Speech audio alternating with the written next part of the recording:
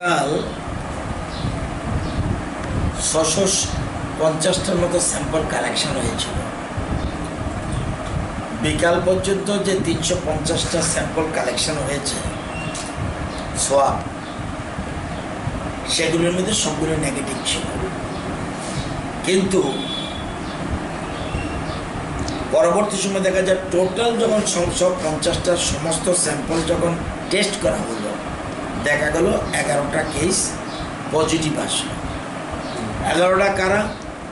এর আগের দিন যে একটা কেস পজিটিভ ছিল তার লিঙ্কে আরও বিএসএফের 7জন জওয়ান এটিসি ব্যাটালিয়নের তাদের লিঙ্ক আসলো এবং তারা 7জন বিএসএফ জওয়ান পজিটিভ আসলো এবং আর 2জন ট্রাক ড্রাইভার ওএনজিসির, খুব সম্ভব ওএনজিসির মালামাল নিয়ে তারা চোরাবাড়িতে আসার পর তাদেরকে আমাদের প্রটোকল অনুযায়ী একজন একটা গাড়ি, এরপরে পরেরটা বাদ, এরপরে আরেকটা, এরকমের র্যান্ডাম যখন আমরা সোয়াব কালেকশন করলো, তখন দেখা গেল গভীর রাতে দেখা গেল এটা এই 2টা পজিটিভ। তাহলে 7জন বিএসএফ, 2জন ট্রাক ড্রাইভার, এই 7-2 9। আরেকজন কল্যাণপুরের এক ভদ্রলোক, উনি বহিরাজ্যে ছিলেন, উনিও চোরাবাড়ির মাধ্যমে আসেন, সেখানেও স্যাম্পল, এই যে অ্যাসিমটমিক, এখানে সিমটম ছিল না, তারপরেও স্যাম্পল আমরা কালেকশন করি। আমরা 1% রিস্ক নিতে রাজি নই, তো সেটাও কালেকশন করা হলো, দেখা গেল পজিটিভ, উনি রাজ্যের বাইরে ছিলেন।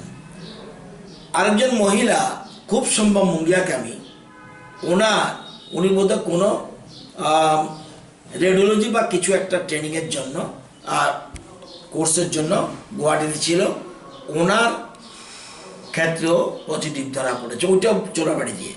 অর্থাৎ আমাদের রাজ্যে যারা স্থায়ীভাবে বসবাস করছে, এই লকডাউন বা করোনা শুরু হওয়ার পর থেকে এখন পর্যন্ত একটা কেসও আমাদের রাজ্যের যারা কন্টিনিউ ছিল তাদের কোনো রকম পজিটিভ আসেনি। সব বহিরাজ্যের থেকে যারা এসছে তাদের মধ্যে পাওয়া যায়, কি ট্রাক ড্রাইভারই হোক, বিএসএফ হোক বা কোনো ভ্রমণকারী হোক। তো এই 11 জন, সাথে সাথে আজকে ওই 2 ট্রাক ড্রাইভার, 7জন বিএসএফ জওয়ান, ওই মহিলা মুঙ্গিয়াকামী এবং কল্যাণপুরের ভদ্রলোক, তাদেরকে সবাইকে আগরতলা আনা হচ্ছে। তাদেরকে সবাইকে এখন পর্যন্ত যতটুকু আমি জানি, এটা ভুল হতে পারে, তাদের সবাইকে ভগৎ সিংয়ে আনা হবে কেয়ার সেন্টার। কিন্তু মনে রাখতে হবে এগুলি সব হাই রিস্ক নয়। হাই রিস্ক আমাদের রাজ্যে প্রথম একটা কেস ছিল, এরপরে বিএসএফের 2 জওয়ান, এছাড়া হাই রিস্ক কেউ ছিল না, অ্যাসিমটমেটিক। অর্থাৎ তাদেরকে কেয়ার সেন্টারে রেখে একটু শুশ্রূষা করার পর 10 দিন পর তাদেরকে ছেড়ে দেওয়া হবে। আমরা সংখ্যা বাড়তে পারে, আরও বাড়তে পারে, এইসব জিনিস চিন্তা করেই সকল রকম প্রিপারেশন আমরা করে রেখেছি।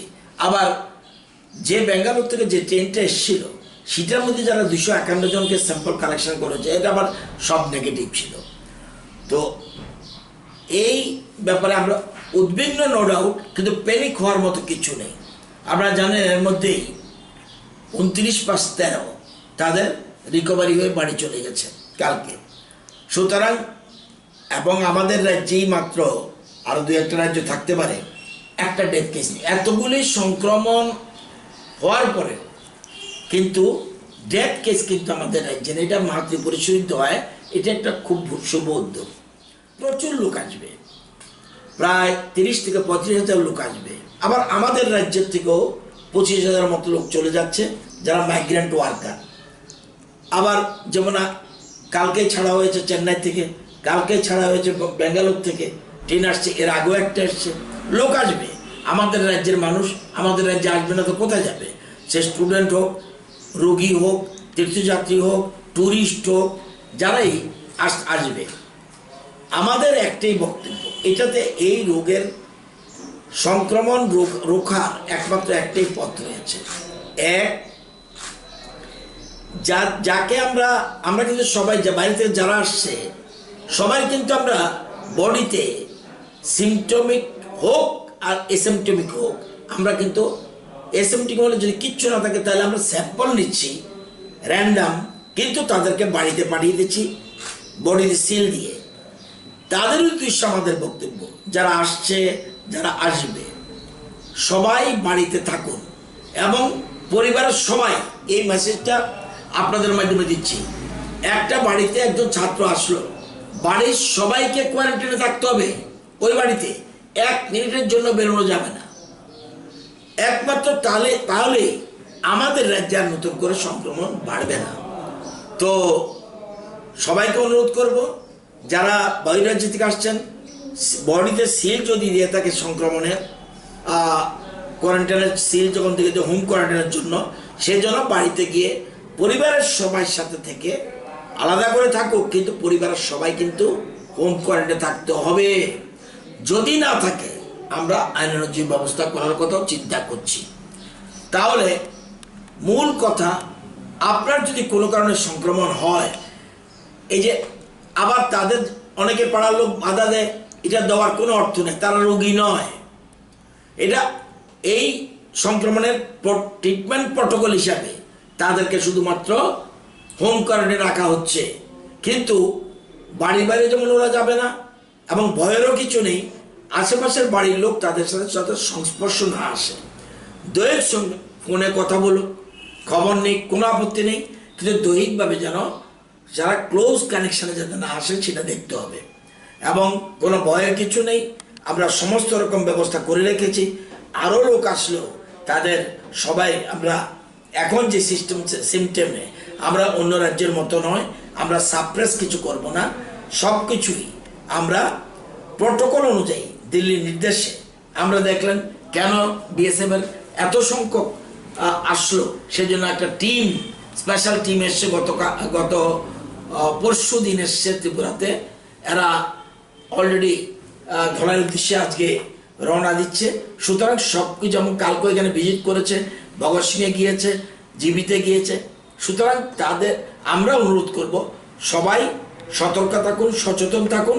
যারা আসবে ঘরের ভিতরে আবদ্ধ রাখুন 14 দিন, পরিবারের সবাই সহ, আর অন্যরা তাদের সাথে একটু দূরত্ব বজায় রাখবেন, এটা আমাদের অনুরোধ। এবং এইটার জন্যই বলা, এবং আমরা সব দিকে লক্ষ্য রাখছি, এবং আমাদের কিটসেরও অভাব নেই যে আমরা অ্যাট র্যান্ডাম আমাদের আগের প্রটোকল অনুযায়ী দিল্লির নির্দেশে আমরা সেগুলি মেনটেন করে যাব। যেমন বাদারঘাটে যখন গেছিল তখন 12টা টিম ছিল সোয়াব কালেকশনের জন্য, 12টা টিম ছিল। এছাড়া 3টা টিম আলাদা টিম ছিল স্ক্রিনিংয়ের জন্য। সেটা একটা কোচ বের হয়েছে, তারপরে কিচিং ওখানে নিশ্চয়ই আপনারা দেখেছেন, এবং খুব সুন্দরভাবে করা হয়েছে। খবর নিয়ে দেখুন, অন্যান্য রাজ্যে 3 লক্ষ লোক আসছে একদিনে, কিন্তু সোয়াব কালেকশন হচ্ছে না, স্ক্রিনিংও প্রপারলি হচ্ছে না, বডিতে সিল দিয়ে বাড়িতে পাঠিয়ে দিচ্ছে। আমি কোনো সরকারের বিরুদ্ধে অভিযোগ জানাবো না, কিন্তু আমরা সেটা সিস্টেমেটিক্যালি, আমাদের রাজ্যের মুখ্যমন্ত্রী একদম নিজের স্বাস্থ্য দপ্তরের মন্ত্রী, সুতরাং অফিসারদের নির্দেশ দিয়েছেন, আমরা প্রটোকল অনুযায়ী চলবো। আমরা কোনো কিছু লুকাবো না, লুকালে আগামী দিনে এটা ভয়ঙ্কর বিপদ হতে পারে। সেই জন্যই ভয়ঙ্কর যাতে বিপদ না আসে আগামী দিনে, সেই জন্য আগের থেকে আমরা সতর্কতা অবলম্বন করছি।